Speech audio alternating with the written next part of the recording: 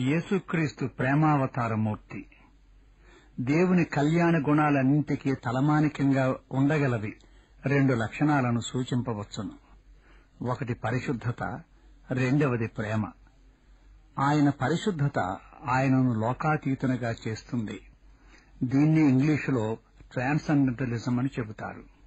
అంటే ఆయన పరిశుద్ధ మహత్తులో దేవుడు నరునికి బహుదూరుడు, ఉగ్రుడు, న్యాయాధిపతి. జన్మకర్మల ఫలితంగా పాపి అయిన మానవుడు దేవుని పరిశుద్ధతను సమీపింపజాలడు.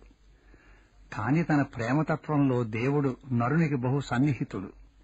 స్వాభావికంగా దేవుని పరిశుద్ధత నరుణ్ణి బహిష్కరిస్తుంది. ఆధ్యాత్మిక మరణమే ఆ శిక్ష. పాపం వలన వచ్చు జీతం మరణమని వ్రాయబడింది. కాని దేవుని ప్రేమాంశ మానవుని ప్రేమించి దీవించి అతనికి దేవునిలో పునరావాసం కలిగిస్తుంది.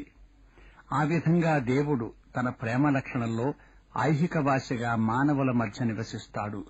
దీన్నే ఇమ్మనెంటలిజం అంటారు.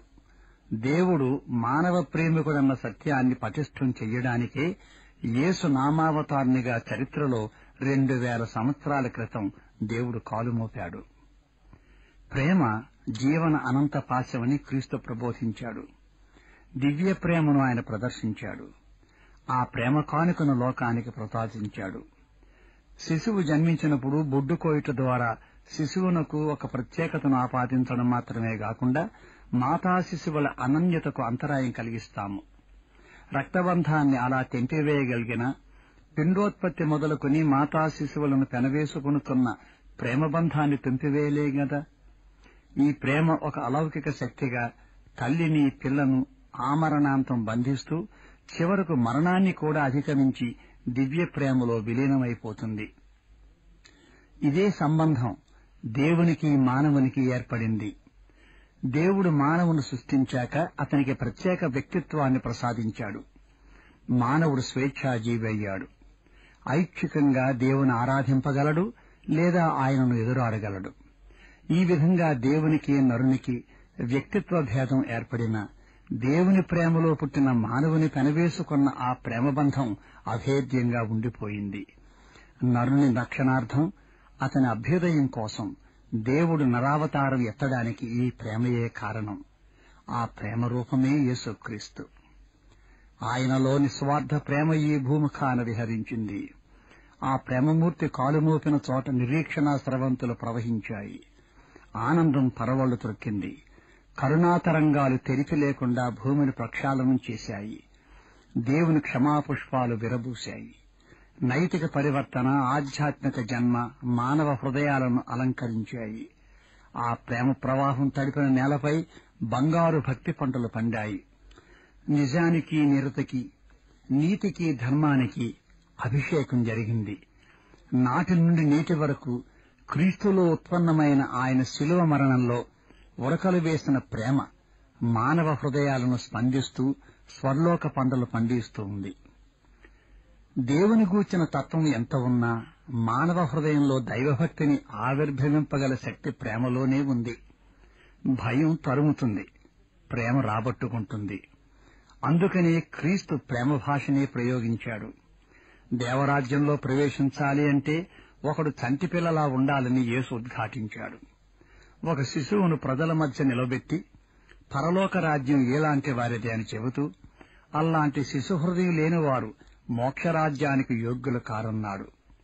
చంటిపిల్లలకు 2 భాషలు అర్థమవుతాయి. ఒకటి భయం, రెండోది ప్రేమ. బాలుడు భయం కన్నా ప్రేమలో సర్వతోముఖంగా వర్ధిల్లుతాడు. అదేవిధంగా ఇహపర జీవితముల రెండింటా ప్రేమలోనే మానవుడు వర్ధిల్లగలడని యేసుస్వామి విడమర్చి బోధించాడు. ప్రేమ అనేది క్రీస్తు ప్రబోధమే మాత్రం కాదు, అది ఆయన జీవిత ప్రమాణం కూడా. మాటల్లో గాని చేతల్లో గాని చివరకు చూపుల్లో కూడా నిస్వార్థ ప్రేమ ప్రవహించేది. శత్రువులను సహితం ప్రేమించమని బోధించిన క్రీస్తు ఆయన మరణస్తంభమైన శిలువపై అవినీతి పరుల ద్వేషానికి గురి అయి చనిపోతూ కూడా, తండ్రి, వీరేమి చేయుచున్నారో వీరికి తెలియదు గనుక వీరిని క్షమించమని ప్రార్థించాడు. ఆ పారమార్థిక ప్రేమయే ఆయన్ని విజయమూర్తిగా చేసింది. మరణపాశాలను ఛేదించుకుని క్రీస్తు సజీవుడై భూమి మీద 40 దినాలు విహారం చేశాడు. ప్రేమ ప్రయోగాత్మకమైంది. తన అవతారమందు దేవుని ప్రేమను మానవునిపై కురిపించాడు. ఆ పుణ్యప్రేమలో దైవక్షమ జన్మించింది. దేవుని ప్రేమింపగల పవిత్ర ప్రేమ మానవునిలో రేకెత్తింది. ప్రేమలో భయం పోయి ఆప్యాయత ఏర్పడింది. ప్రేమలో త్యాగం విప్పారింది. ప్రేమలో మానవ సేవ ధ్వజమెత్తింది. దేవునికి మానవునికి అలాంటి ప్రేమ సంబంధం ఏర్పడితే తత్ఫలితంగా మానవునికి అవశ్యంగా ప్రేమ సంబంధాలు ఏర్పడతాయి. నేటి ప్రపంచంలో ప్రేమ కరువైపోయింది. విజ్ఞాన శాస్త్రం జీవన సదుపాయాలు సంకల్పించగలదే గాని ప్రేమను పుట్టించలేదు, పోషించలేదు కూడా. ప్రేమకు ఏకైక ప్రాప్తిస్థానం దేవుడే అని యేసుస్వామి సెలవిచ్చాడు. ఇప్పటికీ యేసు పేరు చెబితే ప్రేమ గుర్తుకొస్తుంది. ఆయనను అనుసరించు వారికి ఈ ప్రేమ విద్య పుష్కలంగా అబ్బుతుంది.